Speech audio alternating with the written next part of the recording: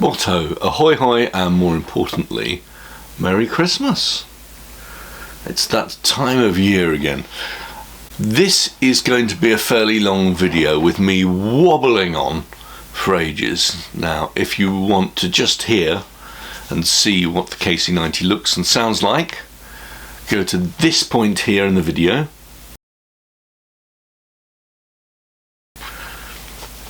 I won't be offended, I promise you.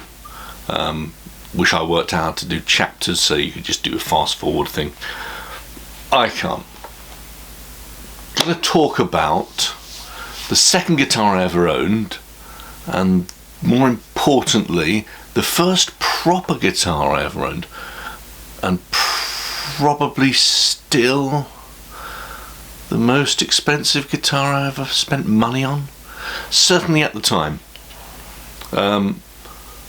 So what we're going to do is, I want to give an image of what the time was like then, because many people watching this are certainly younger than me, and if you're not, let's take a step back. I first really got into music probably in the mid-80s. There wasn't a lot of music in the house. The radio only had Radio 4 seemingly glued into it. So it wasn't until my teenage years that I started listening to music and fell happily on various things. Well, Mike Oldfield's Platinum was one of them. That was a tape that my parents had. Still love that album to this day. But that's sort of 70s, and in the 80s I was really into Queen. Still am. Great songs, great albums. People put together albums well then. But things changed in the late 80s very quickly over a period of about 4 years. And that changed how people played guitars and the guitars that were made. So when I started in about 88, my first guitar was something like this, which is an upcoming resurrection for next year. This is an Eros Les Paul copy. I think mine was a Satellite. I sold it. But what is it? It's cheap. It's fairly nasty. We've got a 0 fret there. If you look sideways on it, there's not much of a carve. In fact, I believe it's plywood that's been bent upwards with some struts to give a sort of carved look to it. It's heavy because Lord knows what timber it's made out of. It's a bolt-on neck. There is no shielding back here. I, on mine, changed one of the pickups with a DiMarzio designed one for another guitar, and it turned out quite nicely. I had to sell it in order to purchase my next guitar, and that was in 1990, which we'll come on to. But importantly, what was music doing then? So 86, completely unknown to me and my ears at the time, Master of Puppets, Metallica, Yankee Rose, David Lee Roth. I didn't know any of these things at the time. 87, we're talking T'Pau on Level 42, Marillion and the Smiths. Def Leppard Hysteria was probably a little hard and heavy for me at the time. Even though Anthrax released Among the Living, Napalm Death released Scum, Prince's Sign of the Times was a bit weird for me. U2's Joshua Tree was listened by everybody. Public Enemy released Yo Bum Rush the Show. Red Hot Chili Peppers released Uplift Mofo Party Plan. Guns N' Roses released Appetite for Destruction. people didn't jump on albums quite as quickly as they do now, so it was still another year until that sort of reached my ears. Tango in the Night by Fleetwood Mac, which still has one of the best simple guitar solos in history on it, in my mind. And Sisters of Mercy released Floodland.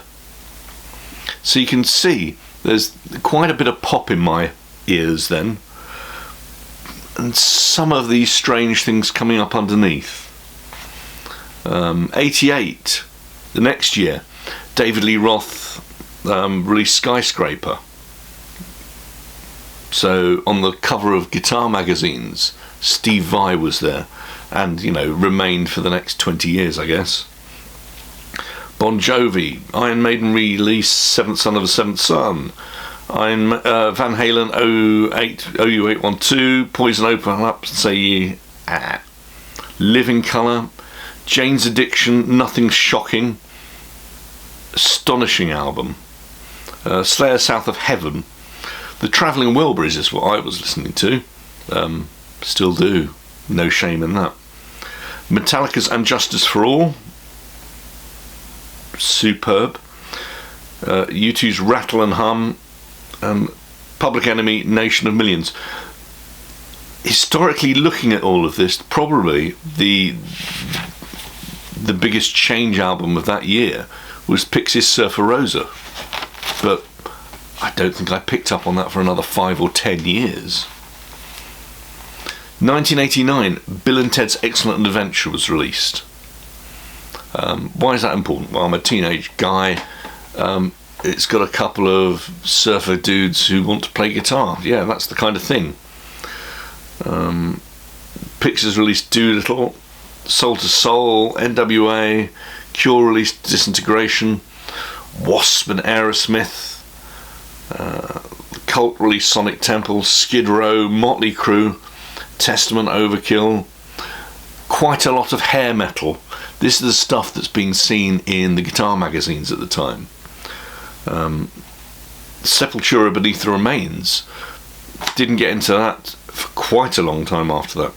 But Whitesnake's Slip of the Tongue, where Steve Vai was famously brought on to be the guitarist for Whitesnake after the other guy hurt his hand, and was famously paid $1 million to play on the album.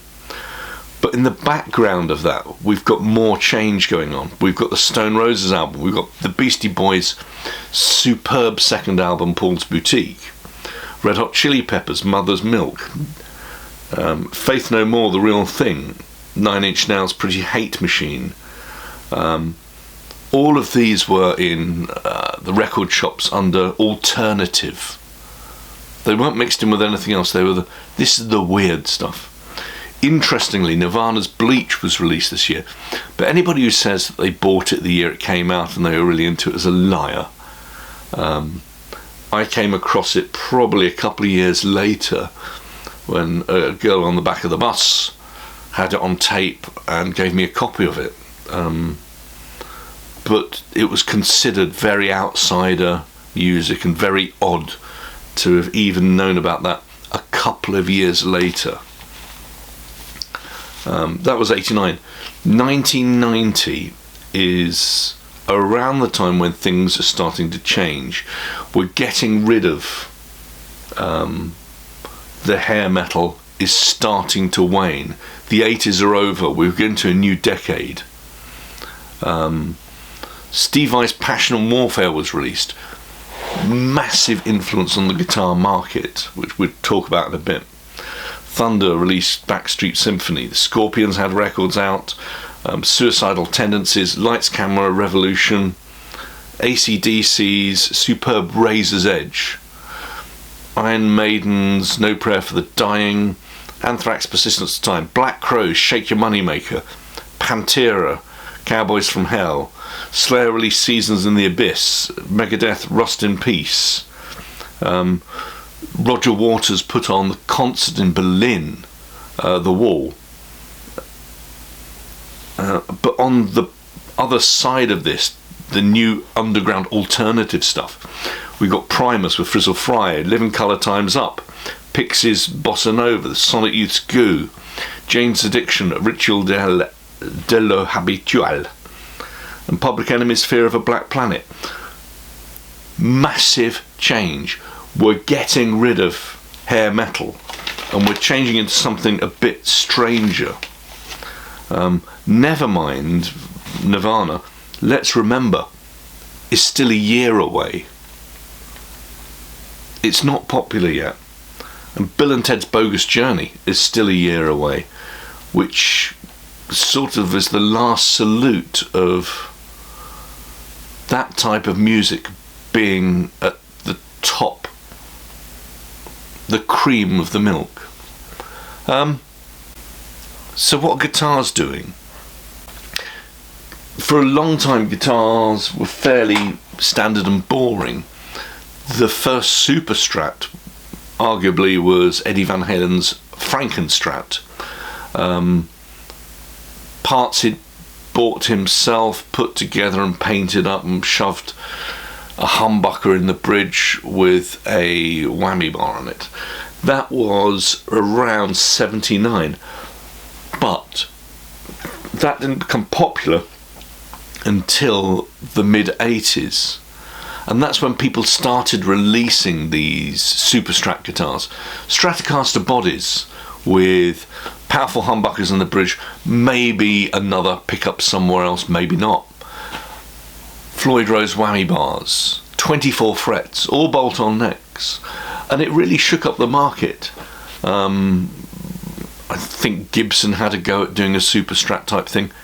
Not sure it worked. Fender eventually brought out the HM heavy metal Strat, but because it was still a bit late, it didn't do well, and they had to reduce the price of it in order to get it to sell. So many of my friends managed to buy one. The re-releases now are just ridiculously priced. Charvel was the big name, as was Jackson. Back then, I don't know how it is now, but Jackson was the premium, Charvel was the affordable, if not, medium range Superstrat guitar. I wanted one. I couldn't afford one. I was young and didn't have much money, and my job at McDonald's really didn't earn me a lot.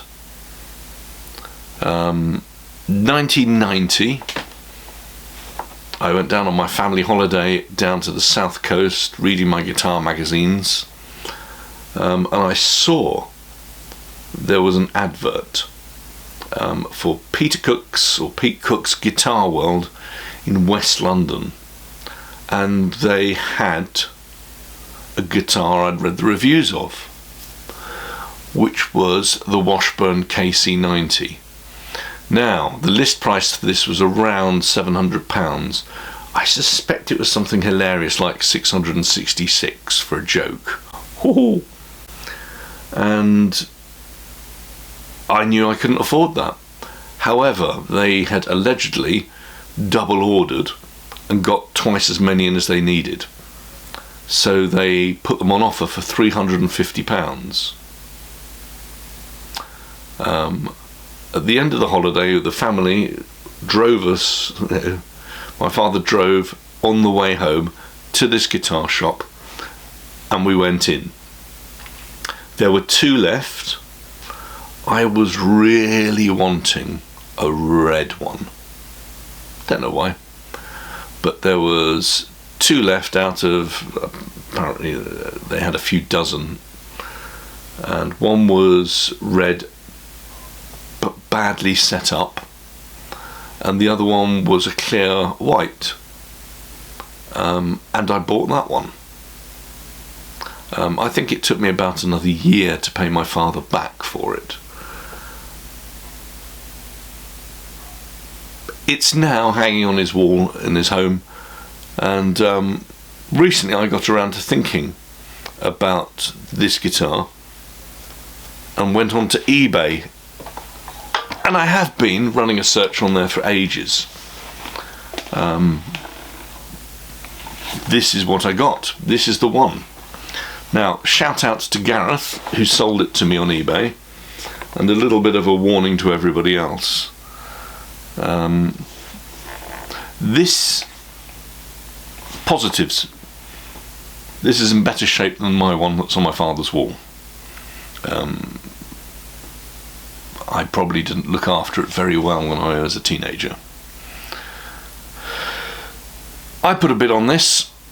There's a couple of things that need changing and updating on it, and it is a 31-year-old guitar. There are some issues with it. Not many, though. Put a bid on. I didn't expect to win. I won. Gareth sent it very promptly by Hermes. Let me recommend, do not use Hermes to have your guitars delivered.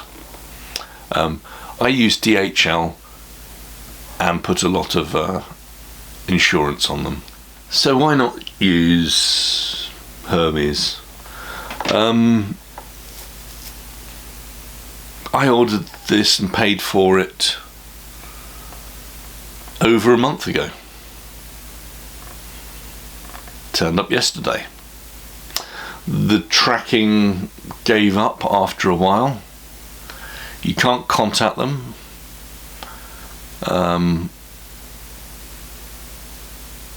They're pure hell. They might be affordable, they might be cheap or quick to pick up, I've no idea. But neither of us, Gareth or I, could contact Hermes and find out where it was. Eventually I got my money refunded and he got some money back, but not much, and it was, he'd lost his money and lost the guitar, and I'd lost being reunited with my old KC90. It was very sad, especially at Christmas for a grown man. I was checking eBay and Reverb every day to see if somebody had pinched it and resold it. And then one day I checked Hermes and said, oh, your parcel will be delivered between 3 and 5 today. It was. I sent Gareth this money immediately and said, what the hell is going on here? Anyway, we've both learnt not to trust Hermes.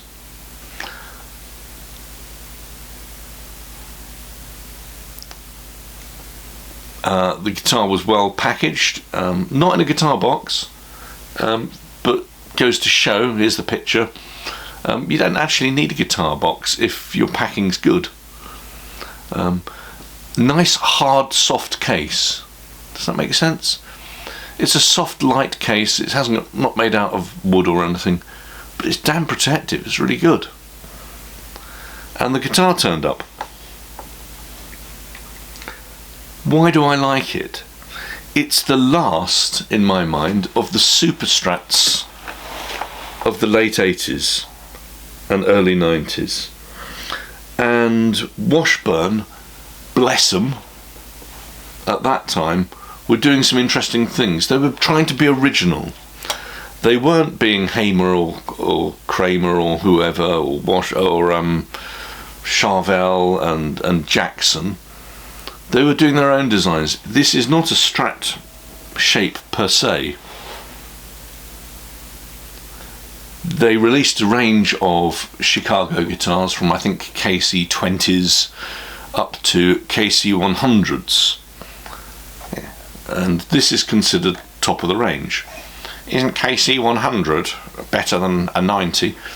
Well, the difference between the 80 and the 90, the 90 and the 100 is that the 100 is a neck through idea instead of a bolt on. And at the time, bolt on is still considered to be the thing. What's so special about it? Well, there's quite a lot of things. From the basics, this is made in Japan, in the same factory as the Jackson Pros at the time, which were the cream of the cream. Something I couldn't even dream of affording. We've got a proper Floyd Rose on here. it's a licensed Floyd Rose, but it's made by, it says Washburn on it, but the specs are underneath for that. The pickups are American-made Seymour Duncans. It was a JB in the bridge, and they're single coil Strat pickups here and here. We've got recessed knobs with coil tapping. We've got an absolutely beautifully carved body, which you'll see on the close-ups. It's not a flat body, it's carved. Does it make any tonal difference? Don't think so. It makes it a bit more pretty. We've got cutaways for the top register on both sides, so it matches. We've got lovely tuners. The neck is absolutely thin beyond belief. Gloss colour. Little bit of staining from the box, but dear old melamine sponge will get rid of that quite happily. And instead of a plate on the back of the neck, we've got these lovely recessed chaps.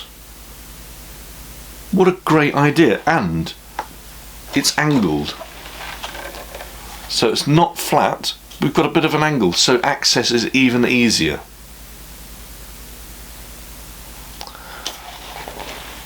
For years this was the guitar that I wasn't really good enough to play.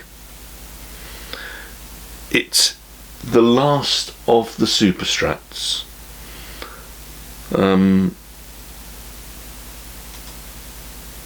Is that true? No. Because about this time, as we've discussed with the music, the sort of harder rocking era went into two directions. On the one side we had Steve Vai's solo album and Joe Satriani and the rise of Ibanez. I still dream of owning or even playing the 6-string flower black Ibanez that he had with the green pickups and the red knobs, or other way around. This one here I thought was astonishing. And then the sort of Joe Satriani style with the sucked boiled sweet rounded off edges, and everything that Ibanez did and then people tried to copy. Wonderful. But then the other side was how music was changing. Dance music was becoming not just more popular, but more acceptable and accessible. Nirvana, Sonic Youth, Pearl Jam, all turning up. Rage Against the Machine. All of these things changed how music was in the 90s, and especially for me, so that Superstrats and playing 4 million notes a second was no longer essential, interesting, or even wanted by the market. If you can play 2 chords and write a good song, that was actually more important for many.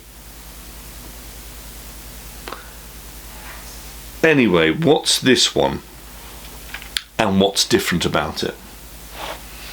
For 31 years old, it's in pretty good nick. There's a couple of scratches.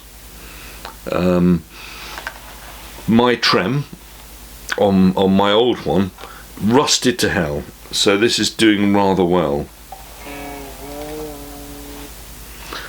On this one, the middle pickup is a little rusty, and apparently the neck pickup just doesn't work. Gareth gave it to me in the box as well, as if I want to rewind it, as if I know how to yet. But replace it with a Wilkinson. We'll see what that sounds like. More interestingly, it's the only thing that I had at the time that I could afford, because believe me, you know, you think McDonald's doesn't pay now. It certainly didn't pay in 1988. So what I could afford when I wanted the Steve Vai Ibanez guitar was the Damasio clip lock strap. So that's what I got. That was the closest I knew I could afford to an Ibanez, and that's what I had on my white KC90, and I've got one again now. So I'm going to put that on in a second.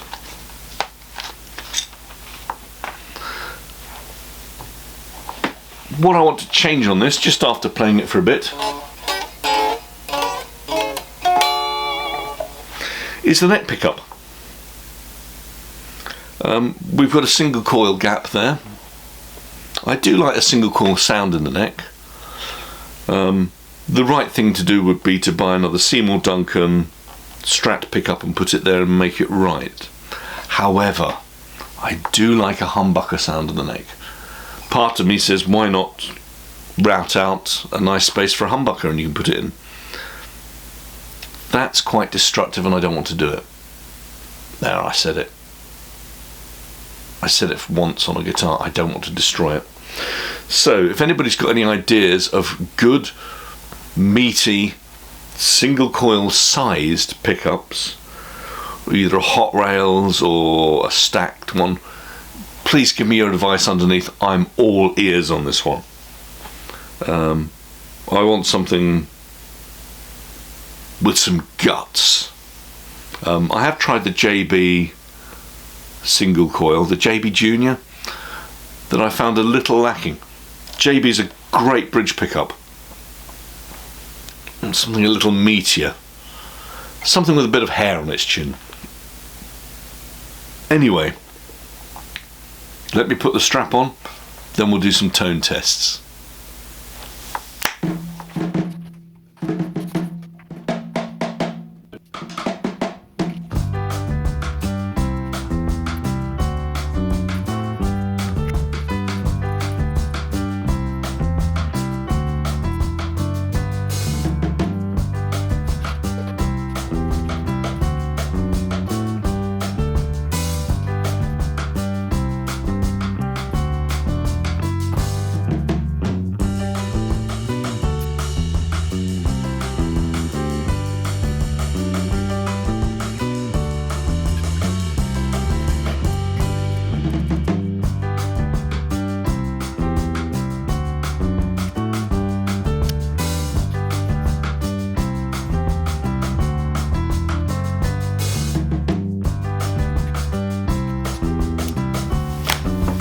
And we're back in the room. Did some changes, things I don't like. First things first, I've put on the strap. What's so great about it? Well, it rotates nice and freely because there is a washer and a spacer and all sorts of nice things there. It's not going to fall off.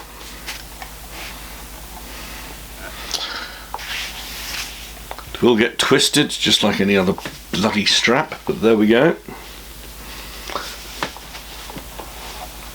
And the idea is that you can change it between guitars and just take the strap with you, so it's always the right height. I've also put black pickup covers over the uncovered neck and middle pickup, which I just think looks better. There's something funny about the uncovered pickups. They look a bit skinny, they look a bit weak. That's me, I don't like them. And it's not a major difference, is it?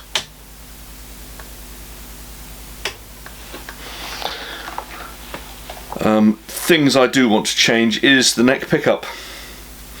Give me your ideas. Going through it, let's be negative for once instead of just I love this flat thin neck.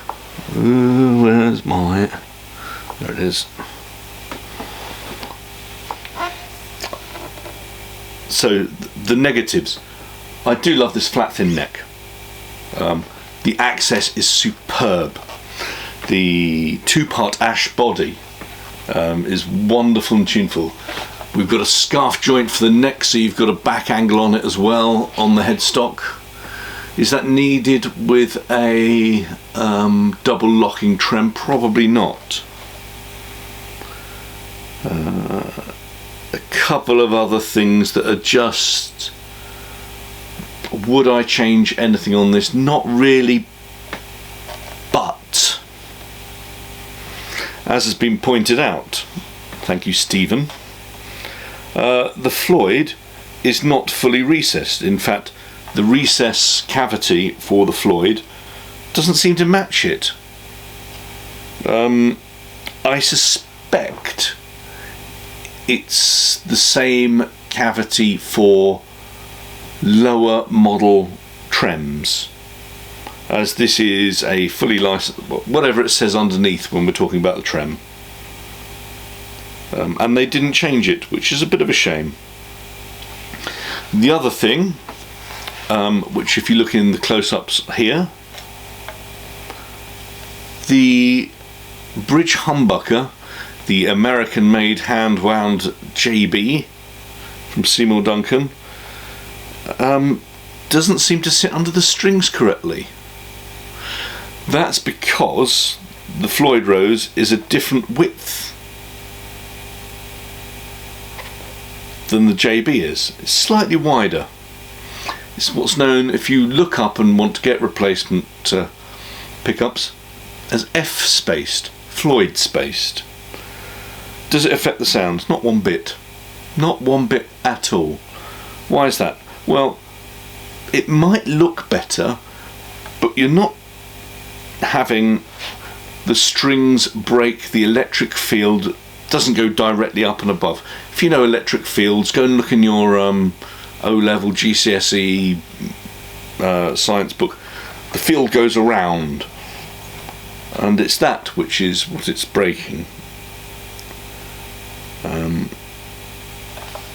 The other thing, great idea, is the recessed, the recessed output jack.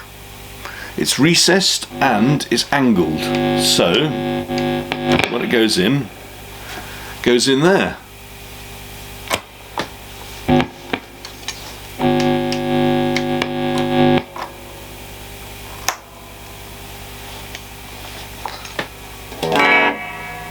Great, apart from the ones that it was fitted with is a long plastic barrel style output jack, and it's not the strongest. On my own one I had to change it twice. I'm told, thank you Stephen once again, that more modern ones are metal and from Switchcraft, so I'll have to look that up when this eventually fails. Right, excuse me while I tune up.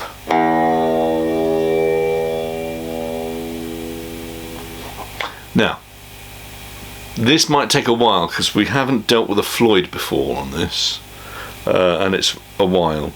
Floyd is a floating trem system where the bridge here sits on two blades, and what do they call them blades? Because they're literally blades, on a sort of V-joint like that. Now what that means is if you play with your whammy bar a bit too much, first of all you'll go blind, second of all it wears out the blade, so it becomes less accurate. Nature of the beast. But every time of course you put more tension in this string, that pulls this all down, which then detunes the other strings, which then you have to tune up further. Anyway, right, fast forward time.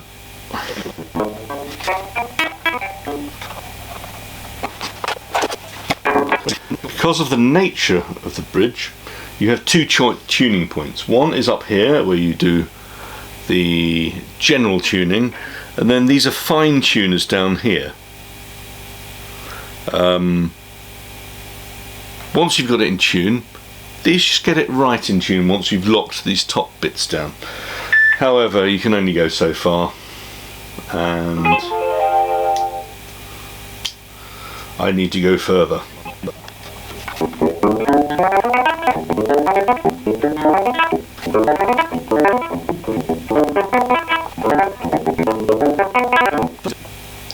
First set of tuning done. So then you tighten this up.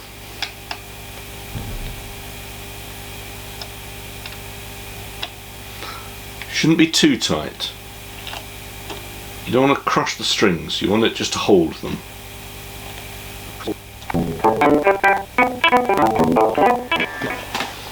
And we're back in the room. Right.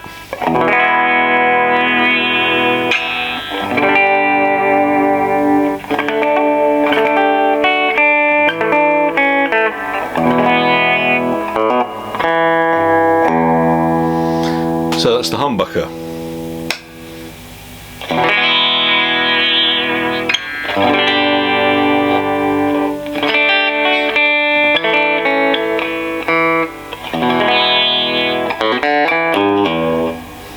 That's the single coil part of it. Middle.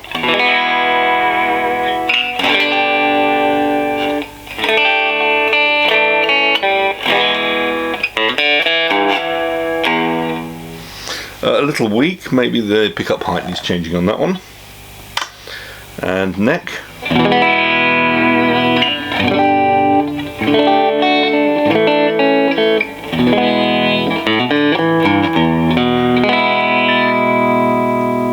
That's interesting. That's a replacement that Gareth put in. Thank you, Gareth. It's a Wilkinson. Now, as you know, if you watch these videos, I love Wilkinson stuff. That's a great sounding pickup.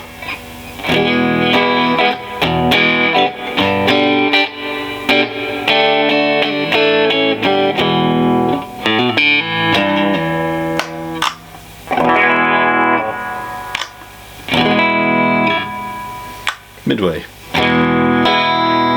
Oh.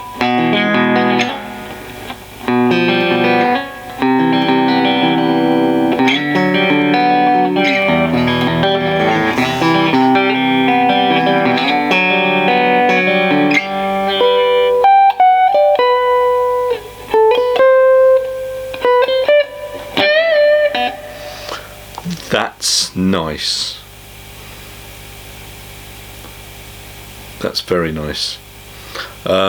Yeah, I may keep that. Middle needs a bit of a look at, though, sound wise. And if we put on position 2 and coil tap the humbucker, we get the single coils of those.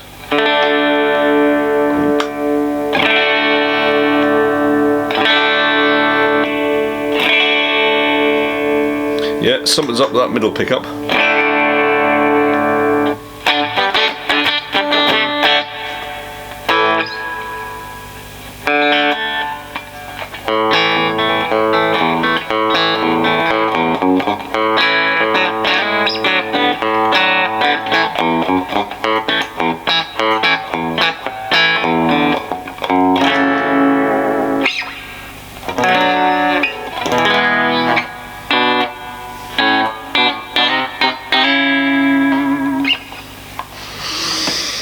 But that's not what this was made for. This was made for making more noise. So,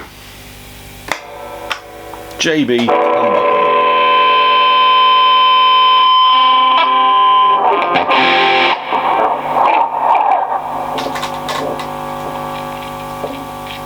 Turn that down, we don't want to upset the neighbours.